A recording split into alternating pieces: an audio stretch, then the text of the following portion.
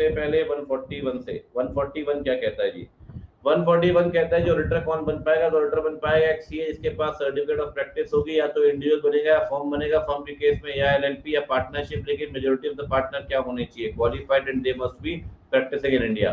लेकिन एक बात ध्यान रखना, आपकी majority of the partner qualified होगी, लेकिन साइन करेगा सिर्फ वही पर्सन जो सीए प्लस सीओपी होगा। ये क्वालिफिकेशन वाला पॉइंट है। As far as disqualification is concern, disqualification में आपने करीब करीब 10 से 11 पॉइंट पढ़े हैं। पहला पॉइंट है कि body corporate except Indian LLP disqualified है। दूसरा पॉइंट है कि ऑफिसर एम्प्लॉय डिस्क्वालिफाइड है। तीसरा एम्प्लॉय ऑफिसर एम्प्लॉय का पार्टनर एम्प्लॉय डिस्क्वालिफाइड है। फोर्थ पॉइंट, अगर आपका रिलेटिव केएमपी या डायरेक्टर है तो आप डिस्क्वालिफाइड है। पांचवी बात, अगर आपने आपके रिलेटिव या पार्टनर ने शेयर सिक्योरिटी या इंटरेस्ट होल्ड किया कैश में से किसी भी कंपनी में तो आप डिस्क्वालिफाइड होंगे। हालांकि रिलेटिव 1 लाख तक के शेयर होल्ड कर सकता है फेस वैल्यू की कंपनी में, उसमें कोई दिक्कत नहीं है।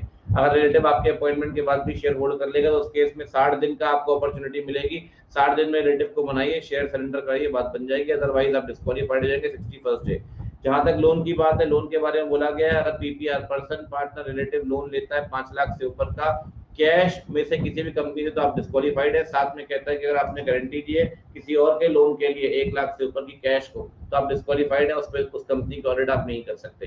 साथ में बोला गया है कि सर अगर आप बिजनेस रिलेशनशिप रखते हैं कंपनी के साथ डायरेक्टली या इनडायरेक्टली तो आप डिस्क्वालिफाइड होंगे। ध्यान रखना, बिजनेस रिलेशनशिप का मतलब होगा कि आपका कमर्शियल ट्रांजैक्शन होगा। कमर्शियल ट्रांजैक्शन में 2 ट्रांजैक्शन इंक्लूड नहीं होंगे। पहला ट्रांजैक्शन होगा आपका जिसमें आपने परमिटेड प्रोफेशनल सर्विस दी होगी। दूसरा ट्रांजैक्शन होगा ओसीबी एट एएलपी मतलब ordinary course of business at arm length price, से आप कमर्शियल ट्रांजैक्शन नहीं मानेंगे।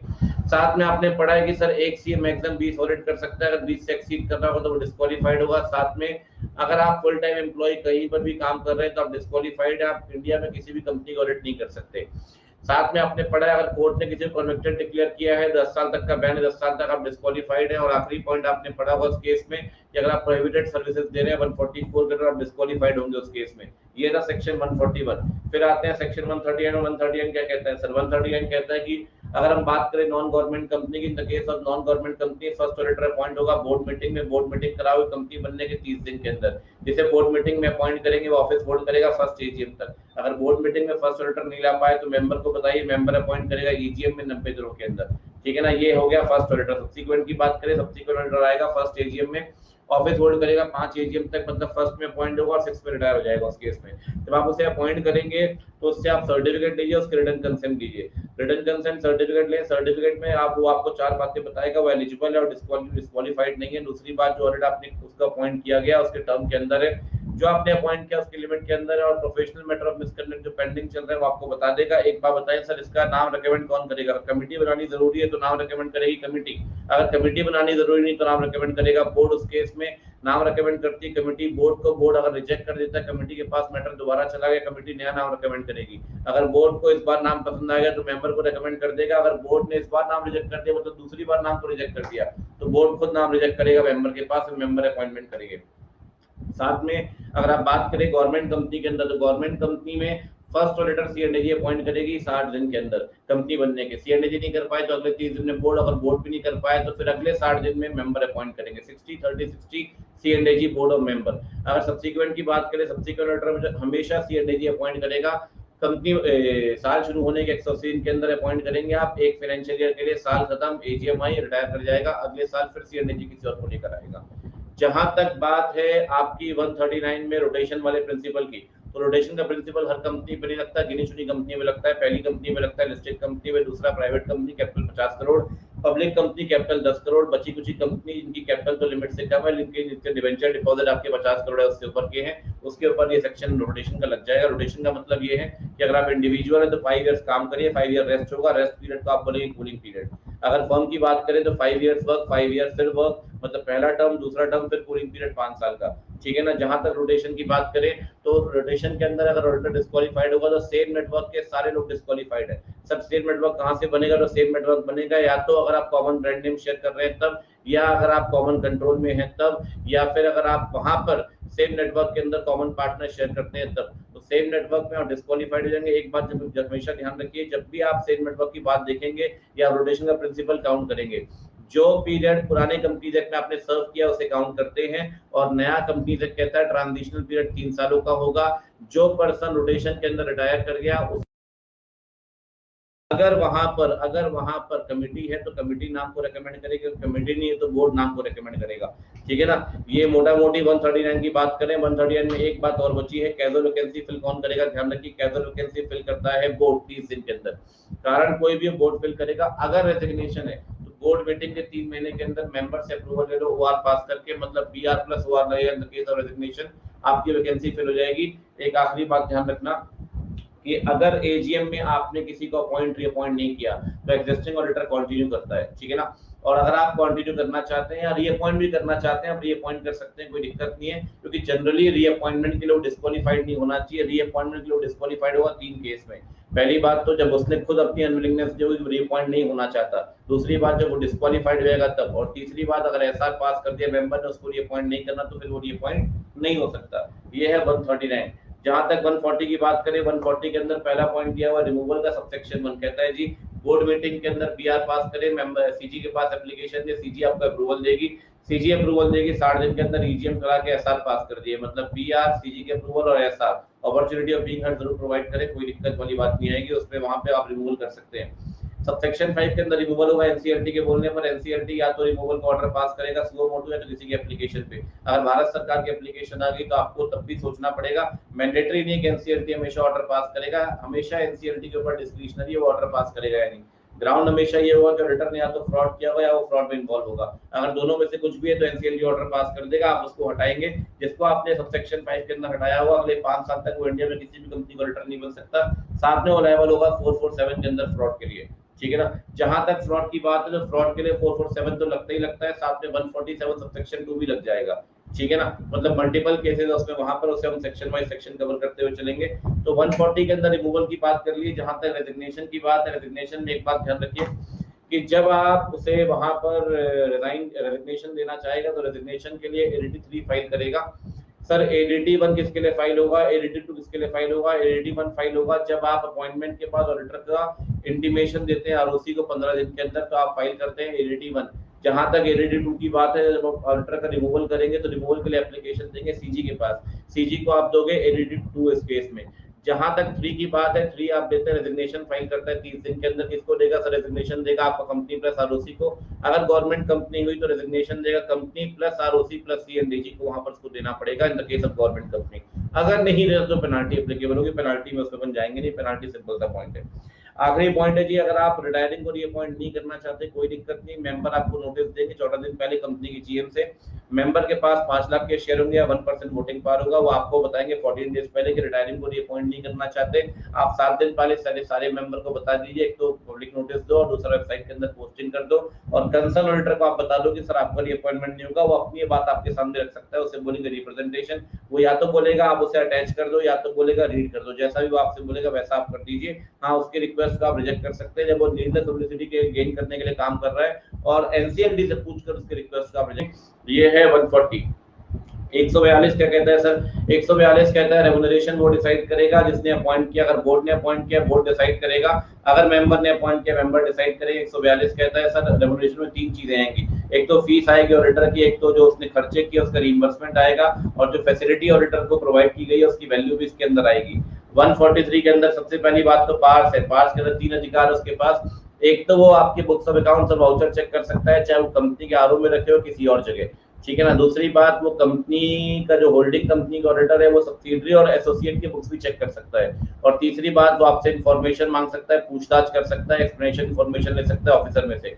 ऑडिटर के ये राइट जो उसको दिए गए आप उसे नहीं रोक सकते। सीधा डिसाइडेड है सर कि सारे शेयर होल्डर भी रिजोल्यूशन पास कर दे तो ऑडिटर को प्रिक्लूड या उसको दूर नहीं कर सकते उसके अधिकार से। ये 143 के अंदर पास है। ड्यूटीज लंबी चौड़ी, अगर ड्यूटी की बात करें, पहले ड्यूटी है इंक्वायरी की। इंक्वायरी में वो 6 तरह की इंक्वायरी करेगा। पहली इंक्वायरी करेगा जो लोन एडवांस आपने दिए हैं वो सिक्योर्ड है यानी कंपनी के इंटरेस्ट के अगेंस्ट तो नहीं है, जो बुक एंट्री वाले ट्रांजैक्शन आपने किया वो कंपनी के इंटरेस्ट के अगेंस्ट तो नहीं है, ठीक है ना। जो इन्वेस्टमेंट आपने बेचे हैं परचेज प्राइस से कम दाम में तो नहीं है, ठीक है ना। चौथा पॉइंट है जो आपने कैश अलॉट किया है, शेयर अलॉट किया है कैश में, वो एक्चुअली में आपको कैश मिला है या नहीं, कहीं आपने लोन को डिपॉजिट के तौर पे तो नहीं दिखाया, ठीक है ना। साथ में पर्सनल खर्चे को आपने रेवेन्यू तो नहीं दिखाया, सारी इंक्वायरी आपको करनी पड़ेगी। सबसेक्शन 1 के अंदर, सबसेक्शन 2 के अंदर आप रिपोर्ट बनाएंगे और रिपोर्ट ट्रू एंड फेयर भी प्रेजेंट करेंगे। सबसेक्शन 3 की बात करें, सबसेक्शन 3 के अंदर कुछ एलिमेंट्स दिए गए, एलिमेंट्स की बात करिए ABCDEF। उसके अंदर हमने पढ़ा था कि भाई एलिमेंट्स के अंदर आप बताओगे रिपोर्ट के अंदर कि क्या कंप्लायंस ऑफ एएस किया गया है,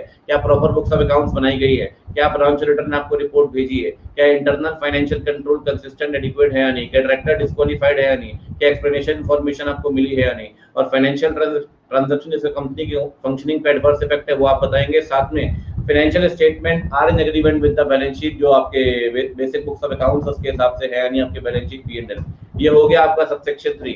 अगर 143 में आगे बात करें तो 143 कहता है सबसेक्शन 4 के अंदर कि अगर आपने नेगेटिव आंसर दिया है तो उस केस में आपको रीजन साथ में देने पड़ेंगे आपने नेगेटिव आंसर क्यों दिया है। अगर आगे बात करें आप 143 के अंदर 5, 6, 7 लगते हैं गवर्नमेंट कंपनी पे, गवर्नमेंट कंपनी की बात की गई है सर कि C&AG अपॉइंट करेगा, आपको डायरेक्शन देगा आपको ऑडिट कैसे करनी है, ऑडिटर ऑडिट करेगा as per direction of C&AG। C&AG के हिसाब से वो ऑडिट करेगा, C&AG को रिपोर्ट दे देगा, C&AG 60 दिन के अंदर 3 एक्शन ले सकता है, या तो अपने कमेंट दे देगा या सप्लीमेंट्री रिपोर्ट देगा या सप्लीमेंट्री ऑडिट को ऑर्डर करेगा, जैसा भी उसको ठीक लगता है वो करेगा, जो भी करना है 60 दिन के अंदर करेगा। जो भी C&AG वाले कमेंट्स होंगे, सप्लीमेंट्री रिपोर्ट होगी, उसे आप मेन रिपोर्ट के साथ अटैच करेंगे। जब आप मेन रिपोर्ट को सर्कुलेट करेंगे, मेन रिपोर्ट को AGM में प्रेजेंट करेंगे, C&AG वाले सारे कमेंट वहां जाने चाहिए। ये हो गया सबसेक्शन 7 तक। जहां तक बात है सबसेक्शन 8 की, सबसेक्शन 8 कहता है सर वहां पर ब्रांच ऑडिटर कौन बनेगा। अगर ब्रांच इंडिया में है तो बनेगा कंपनी का ऑडिटर या इंडिया का क्वालिफाइड पर्सन, अगर ब्रांच इंडिया से बाहर है तो बनेगा कंपनी का ऑडिटर या उस कंट्री का क्वालिफाइड पर्सन। ब्रांच ऑडिटर की एक जिम्मेदारी है कि ब्रांच ऑडिटर अपनी रिपोर्ट बना के मेन ऑडिटर कंपनी के ऑडिटर को देगा, ठीक है ना। फिर बात करते हैं सबसेक्शन 9 और 10 की। ये सर ऐसे कैसे बनेंगे, तो बच्चे ऐसे बनेंगे, NFRA अपने रिकमेंडेशन देगा, ICAI अपने रिकमेंडेशन देगा, CG ऐसे बनाएगी और CG ऐसे बनाएगी, लेकिन पहले एक बार कंसल्ट करेगी किससे, NFRA से। ये सबसेक्शन 9। सबसेक्शन 10 कहता है जब तक कि नए ऐसे नहीं बन जाते, नए NFRA के हिसाब से पुराने ऐसे जो बनाए गए थे ICAI के हिसाब से वो लागू रहेंगे। सबसेक्शन अगर आप बात करें आगे 12 और 13 की, तो सबसेक्शन का नोटिफाइड है नहीं। सबसेक्शन 12 की बात करें, सबसेक्शन 12 बात करता है फ्रॉड को लेकर। कहता है सर फ्रॉड की रिपोर्टिंग करनी पड़ेगी, जो फ्रॉड किया गया कंपनी अगेंस्ट, क्या तो किया ऑफिसर ने या फिर किया एम्प्लॉय ने या दोनों ने साथ मिलकर। अगर आपको फ्रॉड का पता लगता है अगले 2 दिन में आप बताइए, अगर कमेटी को बनाना जरूरी है तो कमेटी को बताइए, अदरवाइज बोर्ड को बताइए। साथ में वो आपको रिप्लाई करेंगे 45 दिन के अंदर। अगर फ्रॉड 1 करोड़ या उससे ऊपर का है तो भारत सरकार को बताओगे। जिस दिन फ्रॉड के बारे में पता चला है उसके 60 दिन के अंदर आप कह सकते हैं अगले 15 दिन में आप बताइए सेंट्रल गवर्नमेंट को। सेंट्रल गवर्नमेंट को आप बताओगे ADT 4 के अंदर अपने लेटर हेड में अपना नाम, पता, कॉन्टेक्ट नंबर ये सब मेंशन कर देना, मेंबरशिप नंबर वगैरह, ठीक है ना। अगर फ्रॉड 1 करोड़ से कम का है भारत सरकार को बताने की जरूरत नहीं है, लेकिन बोर्ड की जिम्मेदारी है कि बोर्ड बताएगा बोर्ड रिपोर्ट के अंदर। बोर्ड रिपोर्ट के अंदर वो क्या बताएगा, बोर्ड रिपोर्ट के अंदर बताएगा नेचर ऑफ फ्रॉड, किसने फ्रॉड किया है, क्या रेमेडियल एक्शन लिया, कितना अमाउंट इन्वॉल्व है, ये सारी बातें आप बताएंगे। सबसेक्शन 13 कहता है फ्रॉड की रिपोर्टिंग से आपकी कोई ड्यूटी अफेक्ट नहीं होगी, ड्यूटी ऑफ कॉन्फिडेंशियलिटी अफेक्ट नहीं होने वाली। फिर आगे बात करें सबसेक्शन 14 और 15 की, तो पेनाल्टी के पॉइंट दिए गए हैं सर। 1 से 25 लाख की पेनाल्टी अगर आप 143 नहीं मानते, और जिस हद तक ये कॉस्ट ऑडिट या सेक्रेटरी ऑडिटर पे लग सकता है ये सेक्शन लगेगा। आगे बात करें 144 की, 144 कहता है सर प्रोहिबिटेड सर्विस आप नहीं दे सकते। जहां तक प्रोहिबिटेड सर्विस की बात है, प्रोहिबिटेड सर्विस को लेकर पूरी लिस्ट आपने पढ़ी है एकेडमिक की। याद करिए एकेडमिक की लिस्ट में आपने कौन कौन सी सर्विस पढ़ी हुई है सर, चाहे वो एक्चुरियल सर्विस हो, चाहे वो इंटरनल ऑडिट हो, अकाउंटिंग बुक कीपिंग सर्विस हो, मैनेजमेंट सर्विस हो, इन्वेस्टमेंट बैंकिंग सर्विस हो, इन्वेस्टमेंट एडवाइजरी सर्विसेज हो, मैनेजमेंट सर्विसेज हो, design and implementation of financial information system हो, या आउटसोर्सिंग ऑफ बिजनेस एक्टिविटीज हो, फाइनेंशियल एक्टिविटीज हो, ये आप सारी सर्विस नहीं दे सकते। ना कंपनी को दे पाएंगे, ना सब्सिडरी को, ना होल्डिंग को, लेकिन एसोसिएट को दे सकते हैं, ना डायरेक्टली ना इनडायरेक्टली। जहां तक इनडायरेक्टली की बात है, इन the case of individual, indirectly group बनेगा 4 लोगों से, या तो रिलेटिव या पर्सन एसोसिएटेड, या फिर कोई ऐसी एंटिटी जिसके ऊपर आपका सिग्निफिकेंट इन्फ्लुएंस है, या फिर कोई ऐसी एंटिटी जिसका ब्रांड नेम इस्तेमाल कर रहे हैं। इस केस में प्रोहिबिटेड सर्विस आप नहीं दे पाएंगे। जहां तक 145 की बात है और 146 की, 145 कहता है सर आपको रिपोर्ट साइन करनी पड़ेगी, और 146 दोनों मिलाकर पढ़ा रहा हूँ कि आपकी जिम्मेदारी है रिपोर्ट साइन करने की, रिपोर्ट आप साइन करिए और कंपनी को रिपोर्ट दीजिए। जो भी आपके एडवर्स कमेंट होंगे वो एडवर्स कमेंट कंपनी रीड करेगी जनरल मीटिंग के अंदर, और आपकी रिपोर्ट ओपन होनी चाहिए इंस्पेक्शन में, बिजनेस आवर्स में कोई भी इंस्पेक्शन उसका कर पाए। साथ में एक बात ध्यान रखिए, कहता है जी आपको कंपनी की जिम्मेदारी बनती है, कंपनी नोटिस भेजेगी जीएम का, और ऑडिटर हर जीएम को अटेंड करेगा, वो उसकी जिम्मेदारी है। तो पर्सनली अटेंड करेगा या फिर भेज सकता है रिप्रेजेंटेटिव को। अगर वो रिप्रेजेंटेटिव को भेजता है तो कोई दिक्कत वाली बात नहीं, रिप्रेजेंटेटिव अटेंड करेगा, लेकिन रिप्रेजेंटेटिव का भी क्वालिफाइड पर्सन होना जरूरी है। साथ में ऑडिटर के पास बात राइट है कि वो अपनी बात रख सकता है जीएम में, लेकिन सिर्फ वही बात रख पाएगा जो ऑडिट से कनेक्टेड होगी, कोई और बात नहीं रख सकता। 147 नहीं बताऊंगा पेनाल्टी का। 148 की बात करें, 143 का रूल 3 कहता है सर 148 का कि आपको कॉस्ट रिकॉर्ड बनाने पड़ेंगे। अगर आपकी कंपनी का टर्नओवर पिछले सालों का 35 करोड़ रुपए उससे ऊपर, या तो आप प्रोडक्शन कर रहे हो गुड्स का, आप सर्विस दे रहे होगे। दो कंपनी को एग्जाम किया गया है, एक तो माइक्रो कंपनी और एक स्मॉल एंटरप्राइज को एग्जाम किया गया, जो डिफाइंड है एमएसएमई एक्ट के अंदर। साथ में फॉरेन कंपनी का प्लेस ऑफ बिजनेस यहाँ पे, जो फॉरेन कंपनी भी कॉस्ट रिकॉर्ड बनाएगी। रूल 5 कहता है सर कॉस्ट रिकॉर्ड बनाएंगे सीआरए 1 के अंदर। पर्पस होगा कि आप उससे per unit cost, cost of operation, cost of sale और मार्जिन निकाल पाए। फायदा ये होगा कि सर फायदे में आप उसका डेटा ले सकते हैं कॉस्ट का, साथ में आप अपने ऑपरेशंस पे कंट्रोल रख पाएंगे और वेस्टेज कम से कम होगी, ऑप्टिमम यूटिलाइजेशन ऑफ रिसोर्सेज होगा। जहां तक रूल 4 की बात है, रूल 4 कहता है सर कॉस्ट ऑडिट हर कंपनी को नहीं करवानी, लेकिन पार्ट ए की बात करिए रेगुलेटरी सेक्टर की, तो आपका टर्नओवर सारे प्रोडक्ट मिला के 50 करोड़, इंडिविजुअल से 25 करोड़। अगर पार्ट बी की बात करें, सारे प्रोडक्ट मिलाकर 100 करोड़, इंडिविजुअल से 35 करोड़। 50, 25, 100, 35 का टर्नओवर होगा तो कॉस्ट ऑडिट करवानी पड़ेगी। दो एंटरप्राइज एग्जेम्प्टेड है। पहला तो जो एसईजेड से काम कर रही है वो कंपनी, दूसरी कंपनी इसका टोटल टर्नओवर का 75% से ऊपर एक्सपोर्ट से आ रहा है फॉरेन एक्सचेंज में, वो भी एग्जेम्प्टेड है। जहां तक रूल 6 की बात करें, आखिरी रूल 6 कहता है सर बोर्ड अपॉइंट करेगा आपके कॉस्ट ऑडिटर को, और बोर्ड अपॉइंट करेगा साल शुरू होने के 180 दिन के अंदर बोर्ड मीटिंग के अंदर। बोर्ड मीटिंग में अपॉइंट करेगा, अगले 30 दिन में भारत सरकार को बता देगा सीआरए 2 के अंदर, ठीक है ना। और किसी भी हालत में 180 डेज से एक्सटेंड नहीं करना चाहिए, ना अपॉइंटमेंट ना इंटीमेशन। जिसको आपने अपॉइंट किया है सर वो होगा एक कॉस्ट अकाउंटेंट, उसकी ड्यूटी होगी कॉस्ट ऑडिट करने की, वो कॉस्ट ऑडिटिंग स्टैंडर्ड्स मानेगा। उसकी डिस्क्वालिफिकेशन सेम होगी बिग फैमिली ग्रुप वाली, जैसा आपने पढ़ा है 141 सेक्शन 3 के अंदर, पेनाल्टी भी सेम लगेगी 147 वाली। जहां तक उसका टेन्योर या उसकी रिपोर्ट की बात है, वो रिपोर्ट देगा अपनी सीआरए 3 के अंदर। इसको रिपोर्ट देगा सर कंपनी अगले 30 दिन में सीआरए 4 में सीजी को फॉरवर्ड करेगी। सीजी को साथ में ये बताएगी अगर कोई भी नेगेटिव रिमार्क दिया हुआ उसका एक्सप्लेनेशन वो सीजी को देगी, ठीक है ना। साथ में अगर आप बात करें टेन्योर की, तो टेन्योर होगा जिस दिन वो रिपोर्ट दे देगा उसका वो आखिरी दिन होगा टेन्योर का। अगर वो रिपोर्ट देता ही नहीं तो क्लोजर के 180 दिन के अंदर उसे ऑफिस खाली करना पड़ेगा, साल खत्म होने के विदिन 180 डेज के अंदर। ये है आपका रिवीजन सारा का सारा, हमने पूरा रिवाइज कर लिया है कंप्लीट, ठीक है ना। मुझे लगता है करीब करीब 12 से 13 मिनट लगे होंगे, ज़्यादा